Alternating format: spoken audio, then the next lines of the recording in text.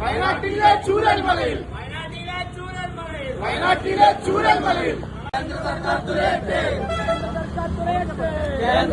തുലയട്ടെ.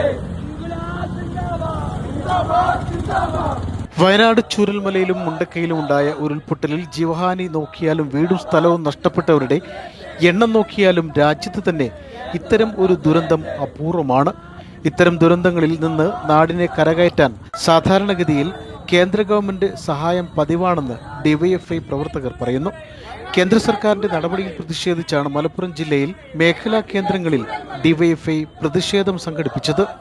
വയനാട് ദുരന്തത്തെ ദേശീയ ദുരന്തമായി പ്രഖ്യാപിക്കാത്തതും സഹായം നിഷേധിക്കുന്നതുമാണ് പ്രതിഷേധത്തിന് കാരണമെന്ന് ഡിവൈഎഫ്ഐ പ്രവർത്തകർ പറഞ്ഞു. കേന്ദ്ര നയം തിരുത്തണമെന്നാവശ്യപ്പെട്ടാണ് ഡിവൈഎഫ്ഐയുടെ നേതൃത്വത്തിൽ മഞ്ചേരി ടൗണിൽ പ്രതിഷേധം സംഘടിപ്പിച്ചത്. ഡിവൈഎഫ്ഐ മലപ്പുറം ജില്ലാ സെക്രട്ടറി കെ ശ്യാംപ്രസാദ് പ്രതിഷേധം ഉദ്ഘാടനം ചെയ്തു.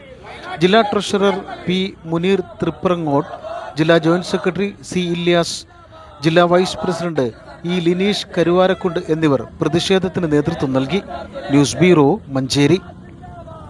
വിവാഹ പാർട്ടികൾക്ക് സ്പെഷ്യൽ പാക്കേജുകൾ, അഡ്വാൻസ് ബുക്കിംഗുകൾക്ക് 0% പണിക്കൂലി.